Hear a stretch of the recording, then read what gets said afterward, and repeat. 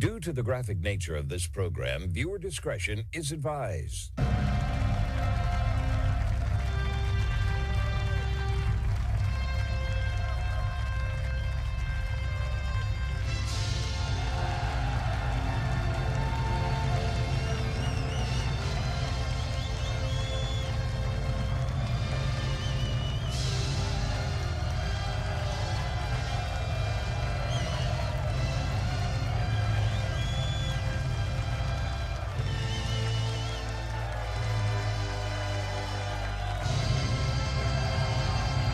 Hello everyone, it is the Tuesday, December 23rd, 2025 episode of the Marco Dre Show.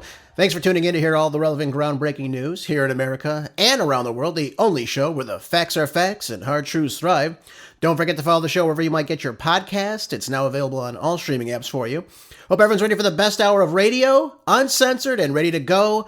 Let's get right to work on my first topic of discussion today before we hit our Christmas break here, which I find very fitting for the Christmas season too, by the way, and of course with the birth of our Lord and Savior, Jesus Christ. It's about our God-given right to the freedom of speech. The First Amendment. This was written by Judge Andrew Napolitano in the Trends Journal recently, and he brings up the topic of Chuck Schumer, leader of the Democrats in the U.S. Senate. He introduced a bill a couple weeks ago on the floor, as a resolution, if you will, on behalf of himself and 40 other Senate Democrats. And if passed, it would record the sense of the Senate as condemning Tucker Carlson. Now, some of you are saying, why would he condemn Tucker Carlson? Tucker Carlson's a free individual. He doesn't work for any major corporation. But that doesn't matter. It has to do with the political, the historical, and, of course, cultural opinions of a guest that Tucker Carlson interviewed on his podcast. That guest, of course, was Nick Fuentes. And old Chucky doesn't like the freedom of speech, I guess. He doesn't like the exchange of ideas. That's the problem. But yet, you heard it here. The U.S. Senate is now being asked to condemn a man for having an interaction, an exchange of ideas with someone else on his own show that he himself has. Can you believe this? This is what this nation is coming to now. And it will continue to get out of control if we don't stop this nonsense dead in its tracks on both sides of the aisle. Now, our founder of the Constitution, James Madison, when he was crafting this iconic language for the First Amendment, folks, Congress shall make no law abridging the freedom of speech or of the press. Now, he insisted the word "the" precede the word "freedom" in the text of the amendment, as to emphasize the understanding of the drafters and the ratifiers that the expressive freedoms pre-existed the drafting of this amendment. So the theory of law offering that the freedom of speech is a pre-political offers is natural. It comes from our humanity. It comes from God. This is not given to us by the state. The state can come in and say, you know what, we really like what you said on Fox News the other day. We're going to give you a promotion. Wonderful. We like what you had to say. Great. And then when someone says something you don't like, they come in and say, well, you know what, we're going to condemn you right now. We don't like what you've said. In fact, we're going to try to ruin you right now. It's just preposterous in and of itself. And I won't get to the entire backstory of the First Amendment. However, we go through times where we say to ourselves, this is hate speech, or I don't agree with so-and-so on something. I wish we could just cancel that person. This is the completely wrong take. You don't have to listen to anybody. You don't have to listen to Tucker Carlson's show if you don't like. You can listen to someone else's show. Doesn't matter. But that's what we call the free market. The free market of ideas. You don't have to go and listen to his show. If Tucker Carlson creates some sort of intrusion upon your brain and you just can't handle what someone else is talking about, you could turn off that show. You could even disagree with what that person says or what Tucker Carlson says. That's the beauty of living in a free society. Now, Chuck Schumer, I mean, again, I don't think we're going to be getting too much, wisdom coming out of Chuck Schumer ever. You can't teach an old dog new tricks, right? Anyways, the idea that the government's obligation, and of course Chuck Schumer in general, or anybody for that matter, under the First Amendment are numerous prohibitions, two of which are relevant to this Schumer resolution condemning Carlson. First, the government cannot evaluate the context of political speech and act upon the evaluation. So in other words, Chuck can't come to the floor and say, you know what, the New York Times said this, Tucker Carlson said this, Nick Fuentes said this. Let's break it down. Let's see what's being said here. They can't do that. That's not the purpose of Congress. And if that is the purpose of Congress, they're pretty lazy, I'd have to tell you, with all the things that are going on in this world right now. So again, it cannot pick and choose what speech it likes. It can't praise it. And again, what speech it hates and wants to condemn. That's not the role of Congress. It's not the role of any government official, too, by the way. State or local. Just so we're all clear on this. This applies to everybody.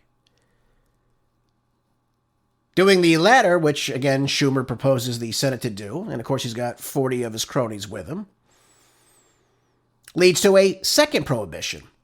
That is, the government may not chill the exercise of freedom of speech.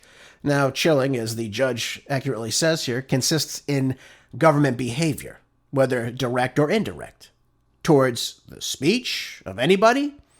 That gives the speaker or writer or those similarly situated pause or fear before uttering expression. So in other words, they can't intimidate you to not speak your mind, which is exactly what Chuck Schumer is doing right now. Now, I know Tucker Carlson probably could give less than a damn, obviously, about all this.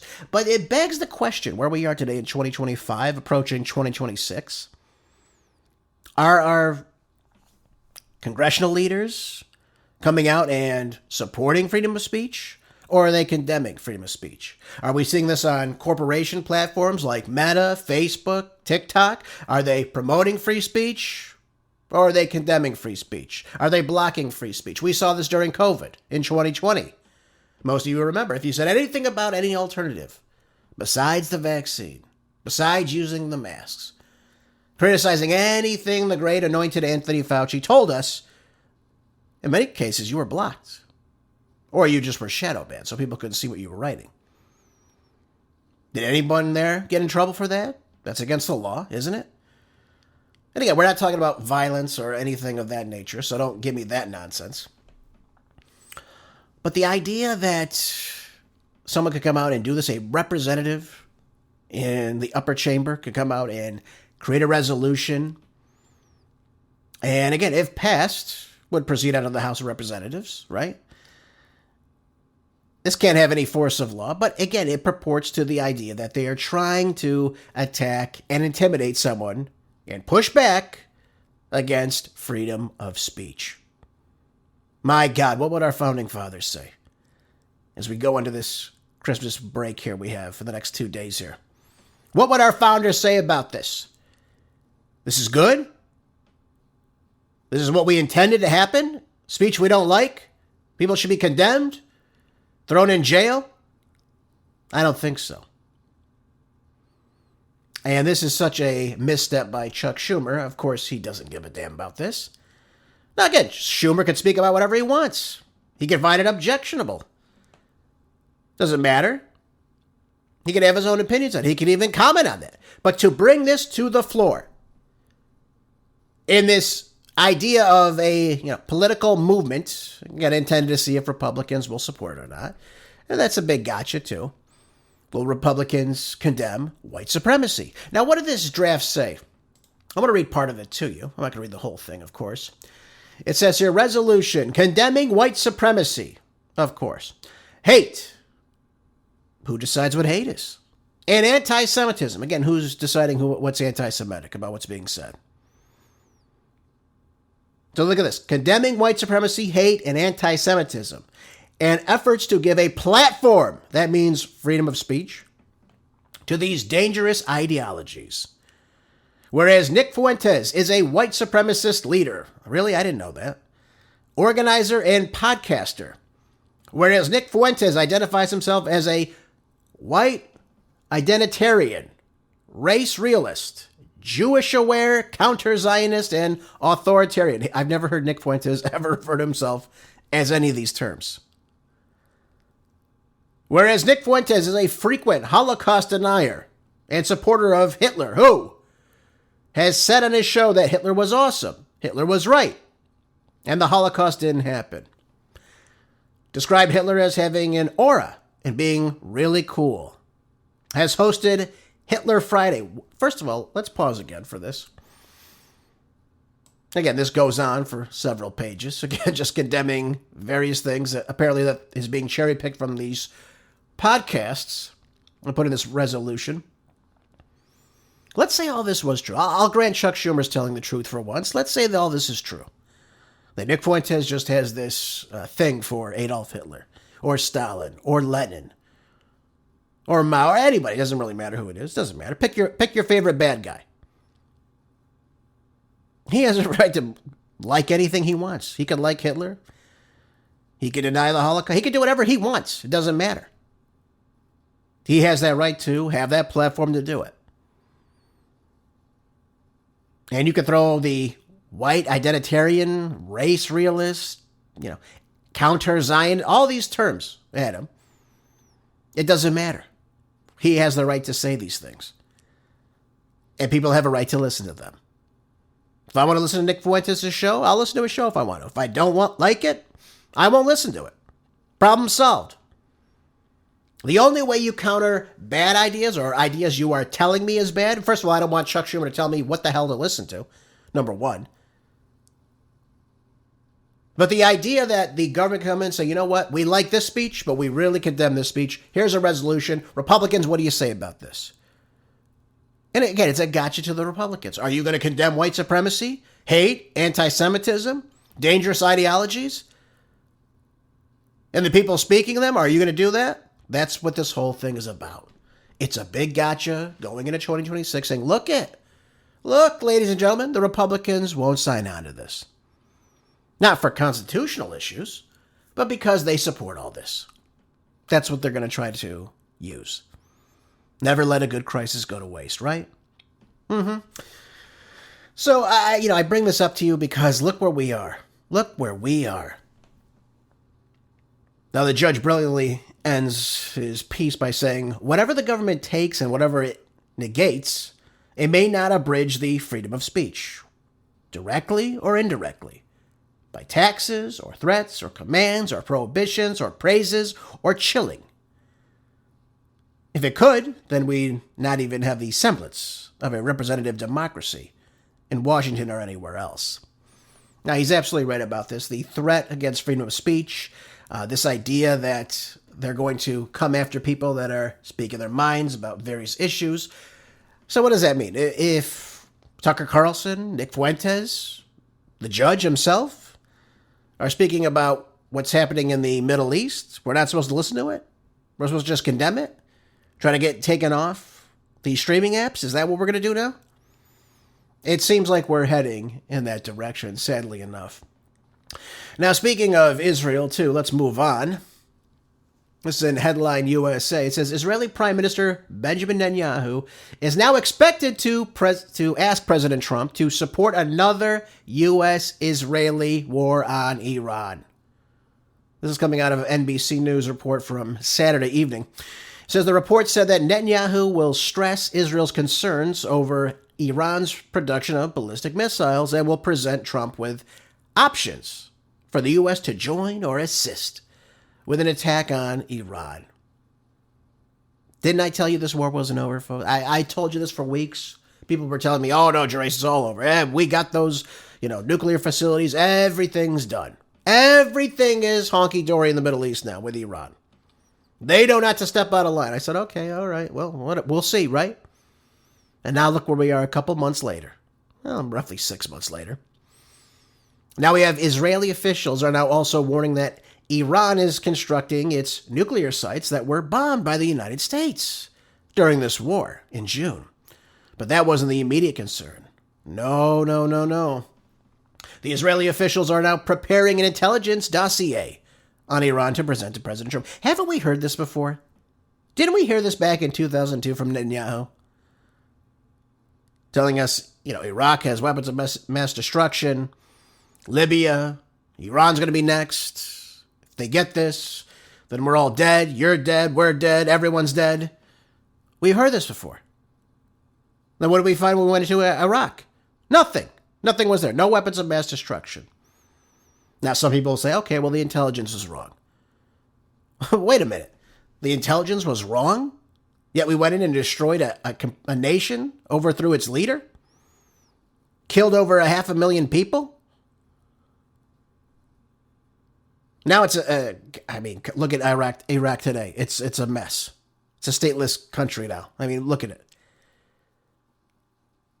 But Netanyahu's office has said that the meeting will take place at Mar-a-Lago on December 29th. So right when everyone is on break, they're getting ready for the new year, right now they're scheming behind the scenes. How can we go into Iran? How can we sell this to the American people? And they're going to do what they've been doing.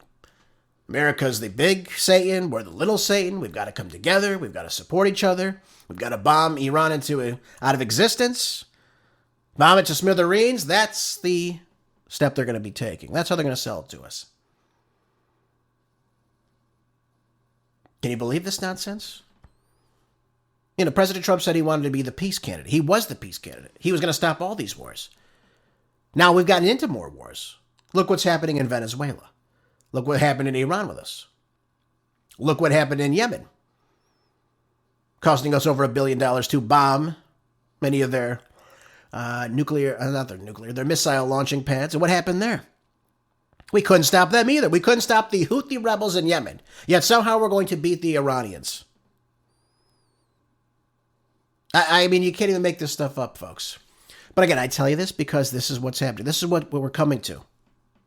Come the turn of the new year. It says here that Trita Parsi, who's the executive vice president of the Quincy Institute for Responsible Statecraft, whatever the hell that means, has been warning that another war with Iran was likely since Israel didn't achieve all of its goals during the previous attacks on the country, pointing to the fact that Iran's missile strikes forced Israel to agree to a ceasefire quickly. Yeah, that's because Iran was blowing up, a third of Tel Aviv? They hit their Ben Gurion airport, their main international airport. Hit 2 of their 3 major refineries. There was rolling blackouts all throughout Israel. Yeah, they were getting, to say it lightly, they were getting their asses kicked. There's no other way to really say it to you. And you saw after the first couple of days of these attacks, you saw people were getting arrested in Israel if they were recording this and putting it online. So we stopped seeing everything, and then, of course, we heard everything from the news, right? Israel's doing this, Israel's doing that. No. Actually, no. Israel was struggling in this whole effort. It was Iran that was resilient and came back and actually defended themselves from this unprovoked attack that Israel did, and, of course, destroyed our peace talks with them, that President Trump obviously allowed. So, this is going to happen probably soon. We'll probably be involved in this. If we're not involved in this, we'll probably back them. We know that we've already allocated lots of money for them. We've already given them over $20 billion this year. But the June war, resulted in mutual deterrence, a situation Iran can accept, but one that is intolerable for Netanyahu and his legacy. Ultimately, the conflict was neither a victory for Israel nor Iran. No, it is for Iran. That's why they wanted the ceasefire, because they couldn't handle it. They were losing. First of all, they were losing lots of weaponry, too, by the way. They couldn't stop, even using Iron Dome, the incoming barrage of missiles coming in. What they were doing was fairly clever, too, by the way. They would shoot older rockets, or missiles, if I'm being accurate here. And the Iron Dome was intercepting those. But as that was happening, you'd see another barrage of the missiles they wanted to land coming in. So while, they're hitting some out of the sky, it was the older missiles. It's a pretty clever idea if you really think about it. But they were hitting ground. They were obviously creating lots of devastation. People were staying in these bunkers constantly at night and during the day. So it was a big mess. And again, people were not happy with Netanyahu. So we had to stop this some way. because Iran was not letting up. And we have to understand this. This is true. You can look this up. Netanyahu wants greater Israel. You can agree with me, disagree with me. Okay, well, you can look it up if you don't believe me. He wants that land. He wants that territory. He knows that Iran is the last holdout in this region that can actually put up some sort of fight with Israel. And if he can get rid of Iran, then nothing is going to stop him from taking Gaza, taking the West Bank, taking over Lebanon, taking over parts of Syria, taking over Jordan, parts of Saudi Arabia, and nothing's going to stop that. And, of course, parts of Iraq, too, of course. And I think they want parts of Egypt as well, if I'm not mistaken. This is going to be a mess. And the idea that we're going to support this is an even bigger mess. We were spending $285 million a day for each of the days of this 12-day war. And it never had to happen. That's the saddest part about all this, folks. None of this had to happen. Iran was coming to sit down with their negotiator. They were going to give the United States everything Trump wanted. It would have made it would have made Trump look like a phenomenal figure right now. But what happened? They were supposed to meet on Sunday, Friday, bombs dropped. The negotiating team was killed. Nuclear scientists were killed. Parts of Tehran are hit, causing chaos. What could have been a great deal, what could have been a great peace offering, what could have guaranteed the safety of not only Israel, but the United States as well, and other parts of the world, was over. And this idea that we have to go in and bomb this country now, when we have been the provocateurs of this, is just a little bit over the top, I'd have to say. But this is the plan. They're going to try to sell this to us very, very soon.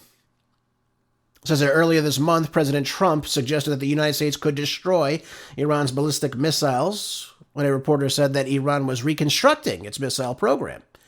He says, well, they can try, but it's going to take them a long time to come back, is what Trump stated. Now, whether or not that's true, obviously, is something different. I've been told that they're really ready for anything.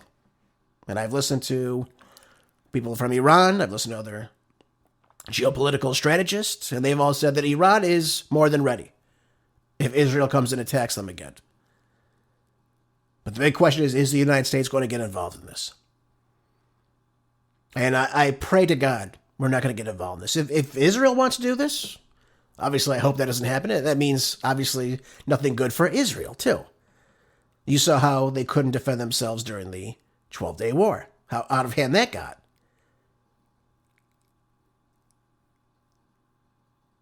This has got to stop, folks. We've got to stop funding these wars. We've got to start saying, we are done with this.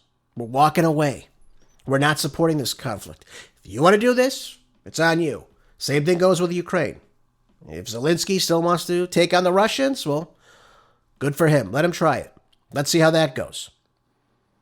But the United States is going to abstain from this. We are not going to fund this. We're not going to be a proxy to it. And we're not going to be involved in this. We are searching for peace, diplomacy, unilateralism worldwide. That's what we should be focusing on, of course. And, of course, focusing on what's happening inside of our own borders, not the entire world. Just wanted to share that with each and every one of you. By the way, Macron here is dancing around, playing both sides here. This in ZeroHedge says, Macron seeks new talks with Vladimir Putin, forcing alternative path to stalled U.S. negotiations. So now, what? Emmanuel Macron is now the new negotiator? A couple of weeks ago, he was working with the UK and Germany to help assist Ukraine to continue this war. Now he's on the side of peace? Well, he's playing both sides. He's a good-to-do globalist. That's what he is. This says there's been no breakthroughs in Miami with, obviously, Steve Witkoff, Jared Kushner, and, of course, their Russian counterpart, Kirill Dmitriev. So Macron's office has said that just coming off of a European Council summit, which saw a controversial Russian assets confiscation plan, and again for funding for the Ukraine, obviously, that France welcomed the idea of new talks with the Kremlin, but emphasized that negotiations would happen in full transparency for Ukraine and for its European allies. Now, again, I laugh because they just came off these meetings. We know that Germany, for some reason, would like to go to war with Russia. I have no idea why. But now they're talking about one so-called reparations plan. It says here that Macron's extended hand suggested that he's looking to return to the spotlight after months of European foreign policy leadership by German Chancellor Friedrich Merz. The report notes that Macron played a key role at the gathering of the European leaders in sinking the reparations loan from Russia's foreign assets, which Merz has publicly backed. So again, it goes back to, obviously, the freezing of assets and what have you to try to deter Russia from continuing on this conflict they have between Ukraine. Again, it's playing both sides. It's not consistent. I think Vladimir Putin can see right through all this. I hope so, at least. This is here. Macron said last week at the EU summit in Brussels that it would be very useful for Europe to reach out to Putin to ensure that a peace deal in Ukraine is not negotiated solely by the United States, Russia, and Ukraine. So they're trying to save face. That's what it comes down to. They know the United States is pulling out significantly. We're not going to be backing them with billions of dollars anymore. We're still giving them $400 billion for some reason. God only knows why. And the latest NDAA that was just signed. But they also don't want to be on the losing side of this. They know Ukraine's going to lose. They want to say, no, we push for peace. We try to help them. We realize this wasn't going to work. So now we're looking for peace here. We're trying to right the wrongs, even though the entire time they backed this entire conflict. He also said, I think that we Europeans and Ukrainians need to find a framework to engage a discussion in due form. My, is he diplomatic. It's fantastic. We've been saying this in the United States for how long now? By the way, did they come up with any peace plan points? No. That was President Trump's team that did that. Now, the reason this isn't going anywhere, too, just so we're all clear on this, the reason this isn't going anywhere is not because the plan isn't good for Russia. The idea is that they're giving too much to Ukraine. This idea we're going to freeze assets, we're going to offer, this reparations to come into Ukraine from the frozen assets. They're not going to take such lands. This is all ridiculous. What Russia wants, and Russia's been pretty solid on this, they want those territories. They want those 4 oblasts, and of course to keep Crimea. And they want it to be recognized by the EU, of course. And they want a peace deal, not a ceasefire deal. They want a signed treaty between Ukraine and Russia. They do not want Ukraine to join or be involved in anything that NATO is doing. And really, NATO is old. I've told you this. NATO should have obviously disbanded in 1991 when the Warsaw Pact disbanded after the Soviet Union collapsed roughly 34 years ago. Why we even have NATO is beyond me. But for national security reasons, Vladimir Putin does not want Ukraine to join NATO. And this idea we're going to pick and choose what things we're going to give Russia, what Russia needs to do for us. Russia is the victor. Russia is the winner. They were always going to be the winner. Now, in the meantime, several, obviously, individuals have gotten successfully wealthy. No one's denying that, I hope, because that's completely true on, again, both sides of the aisle. But the idea that now all of a sudden France is going to come in here and say, we've got this great plan. We know it's stalling with the United States. The plan is simple. Whatever Putin wants, he will fight for. Whatever he does not want is not going to be in this peace treaty. And if it is this peace treaty, he'll continue the war. So from Moscow's perspective, again, this is another PR diplomatic win, of course, for France. Given these optics for nearly 4 years of endless war, these European leaders have, found themselves with little negotiating leverage. Now all of a sudden, we see them trying to come together for peace. Now, of course, I'm always for peace. But there's a reason why they're doing it. It's to save face. It's to be on Russia's good side. For a while, we had talks that the EU was going to take on Russia. Merz wants the strongest military in Europe. Poland was getting involved in this. France, the UK, in this unwavering war between the UK and Russia. I don't know why.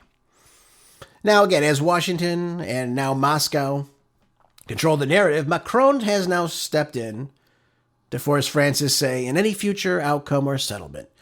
Rather than wait on the diplomatic sidelines, arming Kiev to the teeth has been nothing but able to prolong this needless killings, of course, of Ukrainians, which continue to happen to this day. And perhaps at least some European capitals are beginning to realize this. I think it's long overdue, don't you? From day one, when President Trump came into office, he should have said, I am not going to fund this war any longer. It is over. Let's sit down for peace. Here's our plan. I mean, we could have had this done day one. But what did we do in the very beginning? We kept funding this. We said, well, the Ukrainians are getting slaughtered. We got to continue to save them. It's just getting more Ukrainians killed. Now, Macron, though, is coming out, and this is so ridiculous. He's now reportedly warned Zelensky that there's a chance that the United States will betray Ukraine on territory without clarity or security guarantees. He is such a useless, this Macron. It's unbelievable. Look at the dismay that France is in right now. Absolutely ridiculous. I do think, though, that if we get this peace deal signed, obviously President Trump will uphold everything. I do believe that. But this idea that we're going to let Zelensky come in and say, we'll do this, but we won't do that, or we don't want peace, we don't want these talks, or anything like that. Oh, look, I've got, these three countries still behind me. It's suicide, folks. It's suicide for the Ukrainian people, and it's, again, unnecessary. There's no bearing behind it, and this has got to stop. So I'm all on board if Macron wants to come in and say, listen, we're done with this, we want peace. We want negotiation. We want to be peaceful with the Russians in Moscow. Remember, Putin said recently he wants to trade with them. Now, he said, of course, he says that's not, something he has to do. BRICS itself makes up 44% of the world global GDP. He doesn't need the Europeans. He really doesn't. But a lot of those countries, they rely on Russian oil. That's what it comes down to. And it's going to be a cold winter, folks, just so we're all clear on that. All right, moving on. Washington Times, speaking of foreign policy and President Trump, says here Denmark, Greenland reject U.S. territorial claims after President Trump appoints a special envoy in this quest to, I guess, annex Greenland to the United States. Really for global hegemonic reasons, of course. But the prime ministers of Denmark and Greenland demanded Monday that Washington respect their sovereignty and insisted that the United States will not take control of Greenland, a day after President Donald Trump appointed Louisiana Governor Jeff Landry, I don't know, as special envoy to the island territory. They went on to say Greenland belongs to the Greenlanders, and the United States shall not take over Greenland. We respect from our joint territorial integrity. Well, I think that puts a damper on that, doesn't it? They're not interested. They're not interested in selling. And again, what the hell do we get out of having Greenland? Military bases closer to Europe? I don't know. What do you think? We're trying to build a military base in Syria right now. What's the point of having land in Greenland? That's a big thing. What's in Greenland? Oil? We're going to drill for oil there? Who knows? They want to say we decide our own future. Greenland is our country. We have our own democracy, our own decisions, and a strong community that stands firm. We are happy to cooperate with other countries, including the United States. But this must always be done with respect for us and for our values and our wishes. Now, why would he appoint Landry to special envoy to Greenland? Negotiations? Make a deal? It says they're making it clear that the Republican governor will use the position to further U.S. interests in the region. What are these interests? It says Jeff understands how essential Greenland is to our national security. I didn't know that Greenland has anything to do with our national security. Greenland's not even a part of the United States. And with strong advance, our country's interest for the safety, security, and survival of our allies, and indeed the world. So President Trump said on Truth Social. This all comes down again to acquiring more land, and of course, expanding the United States' hegemony around the world. So now we don't have to go so far to get to Europe now. Now we have bases in Greenland. Right? That's how it works. We're right next door now.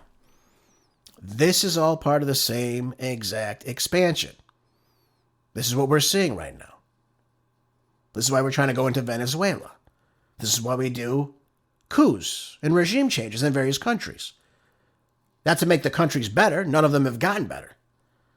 But it's to enhance our global power and, of course, our global infrastructure as well. Look how much closer we'd be to Russia.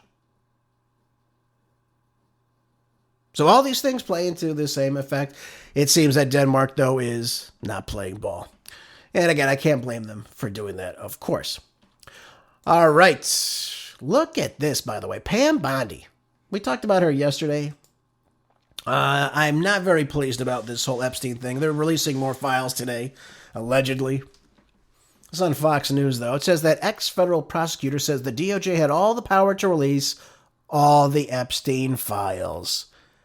But why didn't they? That's the big question you have to ask yourself. Why not? So if the Department of Justice wanted to release every single Jeffrey Epstein-related document they had on file, they had the firepower to do so, is what a former assistant U.S. attorney has argued. She says that the Department of Justice has all the resources in the world, right? She says, I mean, if they wanted to put 1,000 lawyers on this, review the documents, and get them ready for production, they could have. That's what Sarah Krisoff has said. She says, and they don't appear to have done that. The real question is, why? Why are they still redacting documents? Why are they still withholding documents?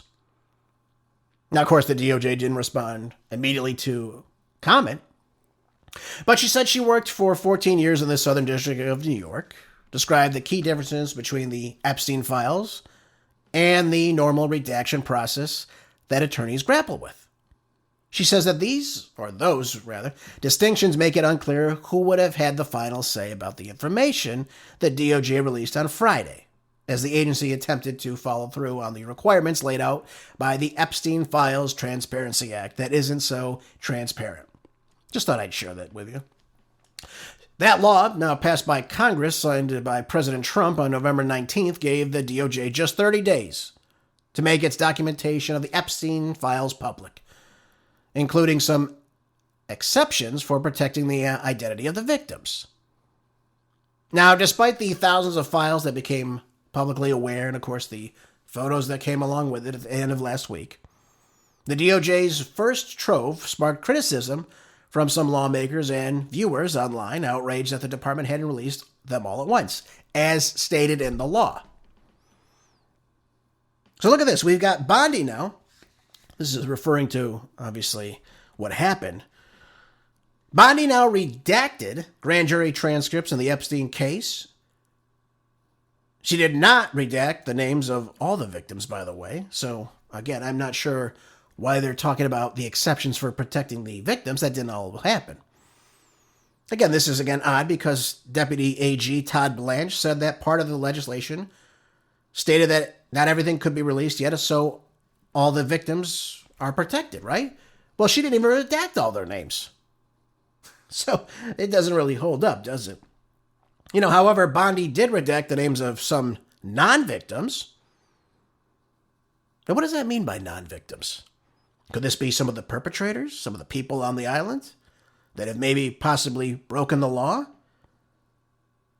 And by the way, just so we're clear on all this, most of this redaction was done by Dan Bongino, right? He's the deputy director of the FBI.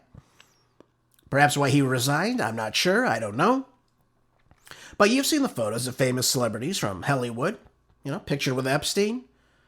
Now, one would imagine that if these people were around Epstein or palling around with him or knew him very well, they'd be asked to come and testify. Did you ever see Jeffrey with this victim right here? Have you seen him with any of these people right here? Were any of these people around when you were with Jeffrey Epstein? Wouldn't that be able to help us create a case? Yet we've been told nothing about anything. No new investigations. Nobody's charged with anything. Really? Do we have any video evidence being released right now? Of course not. We've got some pictures. Bill Clinton in a pool with Ghislaine Maxwell and some redacted human being. We don't know.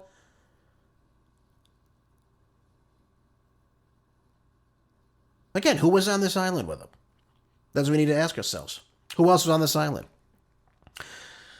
Why was Prince Andrew, by the way, dethroned if it's just Jeffrey Epstein and Ghislaine Maxwell? That's my big question I've always had. We're seeing the loss of his title. He's been shamed by his family, forced to pay money. Why would he be forced to pay money if he's innocent? Had nothing to do with this. Again, if it's only these two. Or again, if it's a Democratic hoax. We don't have anything on him? Has he been asked to testify? Now, again, if this was just Jeffrey Epstein, then how do you explain Prince Andrew? You can't do it. And notice we haven't seen anything. At least I haven't seen anything released on Prince Andrew as of late. Again, it's very, very troubling. Again, what has been inside some of these recording devices around the world, of which he owns several properties around the world? Has there anything been released with that? Do we know what happened on that? Another big question, why haven't we been told anything about this? So again, we got a select release of some of these pictures released by the DOJ, and to top it all off, Pam Bondi, if redacting these documents or photos, again, is to, she hasn't explained to the public why she has done this. She has to. In fact, that's part of the law. She has to tell us why she redacted someone's face. Is this because this person's a minor? Who is this person? Is this person a victim in an ongoing investigation? We should be told why you're redacting these people. Now, she hasn't in the slightest, of course, and that's a part of the bill itself. She has to tell us why things are redacted. She has not. So she's failing big time on this. Again, which is why the Trump DOJ has now, again, violated the law. And now, of course, you're giving Putz Schumer ways to go after Bondi and, of course, the DOJ. So you're giving them more fuel going into 2026. Release the damn files. Everyone is anticipating this. Everyone wants this. Both sides, by the way. Look how it passed in the House. I think only one or two people voted against it, if that. I think only one person did, but the other people were no votes. It passed overwhelmingly in both the House and the Senate. Why wouldn't you release the files? There was a campaign promise. You said you'd release the files. So, where the hell are they? That's the big thing. And people are not going to be satisfied until we start to see these files, these documents that are unredacted. And we actually see people starting to get arrested. That's the other big part about this. We want to see people that have done wrong going to jail. Yes, I know everyone's innocent until proven guilty. Was there anyone that committed crimes on that island? And if it's only Jeffrey Epstein and Ghislaine Maxwell, well, hey, he's supposed to be dead. She's in jail. So who the hell are you protecting? What about the 200 victims that are still alive? We know there's over 1,200, by the way. Where's the justice for them? And again, it's just a very bad look from the Trump DOJ all the way down. Again, I applaud Thomas Massie. I applaud Ro Khanna for wanting to release these files and getting this going, because we should have answers to this. Something is rotting in Denmark here, and we can't figure it out yet, apparently. And again, we have seen zero arrests of anyone related to this. And we know there's more people, folks. Don't buy the lie that it's just those two. There's obviously more people involved in this. No one's been arrested that has violated your rights during COVID? Nobody? Nobody from the fraudulent J6 committee that jailed 1,200 people without any type of due process or speedy trial? Anyone that's lied under Russiagate and in that entire hoax? Anyone go to jail there? They put a woman in a position. This is Pam Bondi again. Puts Lindsay Halligan in there. She doesn't even go through the proper channels to get her confirmed. So now that's taking time. That statute of limitations is running out. This is ridiculous. Pam Bondi either needs to do her job or resign. Or, again, Trump should fire her. I doubt he will. But this is bad, folks. This is not good. Now she wants people to find lists and create names of people that are so-called left-wing extremists. So we've seen how that goes, don't we? So what, the government can compile a list of people? Unbelievable. It really is. She is doing a horrible, horrible, horrible job. And I told you this before. I'll say it again. We should have had Ken Paxton of Texas. He would have been fantastic as Attorney General. And so we have this. I mean, what is this? Certainly not any justice. All right, moving on. Breitbart. Let me go back to my former home state that I love so much, that I was so angry that I had to leave. But thanks to Gavin Newsom destroying everything, and of course the local government itself, ruined the state of California. And now we've got evidence now that, according to the LA Times, the LAFD watered down Palisades fire report. What a shock. What do you mean, Democrats are not holding themselves accountable? Who could imagine that? It says here that the LA Fire Department watered down its after-action report in the wake of the horrific Palisades fire, according to this explosive report coming out of the LA Times. There was actually an investigation by the Times and revealed that the LAFD's long-awaited after-action report about the department's handling of the disastrous fire, or I guess I'd say the lack of handling, which killed 12 people, destroyed thousands of structures, had multiple deletions and redactions to provide a smoother picture than what actually happened in reality. Well, no shock there. Rick Caruso, who was the mayoral candidate in the last election, came out with the following statement, calling it Firegate, and for good reason. The LA Times just exposed a massive cover-up, Firegate, a deliberate effort to cover up the findings in the after-action report by changing the after-action report. This was deliberately and intentionally done to shield LA Fire Department, Mayor Bass, and her administration from the failures of the fires on January 7th. The type of changes that were made include the fact that the earlier fire on January 1 reignited on January 7th, and the fire department officers were ordered off the area. They deleted all of those references from the after-action report. This is an intentional cover-up to reduce accountability, the lack of transparency. The culture of corruption in the city of Los Angeles is despicable and is out of control. Mayor Bass and her administration and the leadership of the fire department should be held accountable. You know what? He's 100% correct. But the problem is nobody holds these people accountable. That's the biggest problem with all this. Now, you heard him say this. There was a fire lit on January 1st, and somehow it was reignited. How would that happen, by the way? If the fire was put out, how did it reignite? Now, they found the arsonist, this dunce from Florida, of course. But listen to this. The fire was put out, okay, on January 1st. It's called the Latchman Fire. 6 days later now, underground embers reignited. How did that happen? You're telling me the fire department went in there, put the fire out, weren't aware that the fire still could have possibly reignited? I don't buy that for a second. Why were they called off, by the way? I don't understand this either. And then we get into the bigger issue. How come there was no water in various reservoirs that fuel these fire hydrants? Are there any answers to this in this report?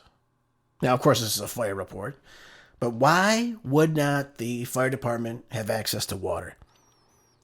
We're right next to an ocean, ladies and gentlemen. The Palisades is right next to the ocean. It's beautiful property, by the way, or at least it was. This is, again, rotting in Denmark, as I said earlier. Same thing here. This is government malfeasance to a T. And it comes from the top leadership all the way down. From Bass to her former fire chief, to the lady making $750,000 at the Department of Water and Power.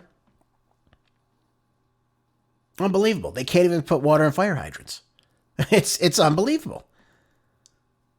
But anyways, the documents obtained by News Nation show that the fire began in the early morning of January 1st, 2025. I remember this whole incident well. I was in California at the time. And the state failed to monitor the embers over the next 6 days. Why were they called off? That's what I want to know. You knew that a fire had began. It's obviously very dry. We had a very dry winter. We know that that particular time the Santa Ana winds kick up. So, if there are fires, wildfires, it's easy for those embers to travel thanks to the wind. And of course, being right next to the ocean. So now we have 6 days later, underground embers reignited and started the second and more devastating fire that, again, got out of control. So let me ask you this. The fire is put out, allegedly. 6 days later, it starts up again. Why was the response so slow? Again, I understand it's windy. Things can get out of hand faster. It's more difficult to get to some of these regions and these mountainous regions. Okay, I understand that. Don't you think we should have a plan for this? Don't you think we should be ready to attack this? I mean, obviously they were already there. Now, according to the LA Times, some drafts of this LAFD report noted that at least one on duty captain called Fire Station 23 in the Palisades on January 7th to report that the Latchman fire had started up again. So you're telling me this fire started up for an entire day and nobody in Los Angeles knew about this? Something is wrong here, obviously. It says now that the reference was deleted in one draft, then restored in the public version, which otherwise contains only a brief mention of the previous fire. That's what the Times noted. Some have said that the after-action report's failure to thoroughly examine the Latchman fire reignited and was designed to shield LAFD leadership and, of course, Mayor Karen Bassel and her administration from criticism and accountability. She wasn't even in town. She was in Ghana. What the hell's the mayor of LA doing in Ghana? That's what I want to know. During fire season. Or even in general, what the hell's she doing in Ghana? Now, of course, when pressed by the Times, the LAFD refused to answer questions regarding the deletions and redactions to the previous drafts. Is anyone going to get held accountable? Well, Gavin Newsom's not going to hold anybody accountable. Of course not. Folks, this caused massive, massive devastation in LA. My school was closed. I was teaching at the time. My school had to be closed because of this getting out of control. And as a result of this, 12 people were dead. God knows how many other people were injured in this. People lost homes. Thousands of structures, both in the Malibu, Palisades area, and then in Eaton Canyon over in the Pasadena area. How many homes have been rebuilt, by the way? Very few, if any. Gavin Newsom created bills that were making it easier to sell off this land, making it cheaper to rebuild. Isn't that something? And of course, creating a bill that would allow foreign investors to come in and purchase some of this wonderful beachfront property. Folks, you got to go visit it if you haven't seen it before, or perhaps if you're in LA, you probably have been on it. But that drive through the Palisades on PCH, Pacific Coast Highway, going towards Malibu, is beautiful. I mean, you've never seen anything. It's out of a movie. That's how beautiful it is. You can't make anything more beautiful than this. And it was destroyed. And these are wealthy areas. Malibu, Palisades. Nobody's coming to save you, folks. I hate to tell you that, but nobody is. If you live in these areas and your home was destroyed, and by the way, there were several, obviously, homes in Malibu. I know Adam Carolla's home destroyed. Mel Gibson's home destroyed. If no one's coming to save the millionaires, the people that pay the highest taxes to live here, the people in Palisades, again, beautiful real estate, very expensive. Who's coming to save you? This was the biggest slap in the face by Gavin Newsom and Karen Bass, and of course the leadership that follows each of these departments. I'm not attacking the particular firefighters that go out and fight these fires, of course. That's not what I'm talking about here. But the people that are trying to cover this up, and the lack of accountability for the people in these positions is very troubling to me. And I imagine it'd be very troubling to you as well. All right, one more article, folks, while we head out for the day. Let's keep it in California. Why not? Why not? This is in the SFGate, the San Fran Schmucko Gate. A friend sent this to me the other day. It says the world's largest mozzarella producer to close after 115 years, their California plant. It says here, Leprino Foods, the world's largest mozzarella maker, is closing one of its dairy processing plants in California's Central Valley. By the way, lots of livestock in that region, by the way. It says here, by the way, this is all going to affect the local area as well. It says here, the company that supplies cheese to Domino's, Pizza Hut, and Papa John's is now planning to shutter its East plant at 490th F Street in Lemoore, California, in early 2026, resulting over the loss of 300 jobs. It says Leprino announced the news in late 2024 to give employees time to find new jobs. See how this destroys everything? See how Gavin Newsom destroys every single thing? We've got refineries leaving. We've got these big corporations that provide good paying jobs. They're heading out. It's over. They're sick of it. It says this decision is influenced by several factors, including the facility's age, anticipated capital requirements to make improvements to the facility, and add or replace equipment and systems, high operating costs in California, the long-term milk supply outlook, and the increased capacity due to the opening of our Lubbock, Texas facility. Yep, moving over to Texas, as so many California companies do. So many headquarters do. Unbelievable. You know, how do you screw this up? You're in one of the most dairy-rich parts of the country, right? You're in one of the most dairy-rich parts of the country. Beautiful weather, obviously. It's super hot in Central California, of course, during the summertime. But how do you screw this up? How do you get one of the biggest producers of mozzarella cheese to pack up and leave the state? It's not because of money. They're building a brand new factory, so obviously it isn't the money. Well, it is the money. They don't want to spend the money. They don't want to spend the money in taxes, the red tape. God knows what else is involved in this. Look, it says that the company opened a massive new factory in Lubbock, Texas in January, where Leprino processes over 500,000 gallons of milk per day to turn into mozzarella, sweet whey, and sweet cream. Leprino manufactures and sells more than 1 billion pounds of cheese annually. This is according to Forbes. It says the East plant has operated in Lemoore since 1910.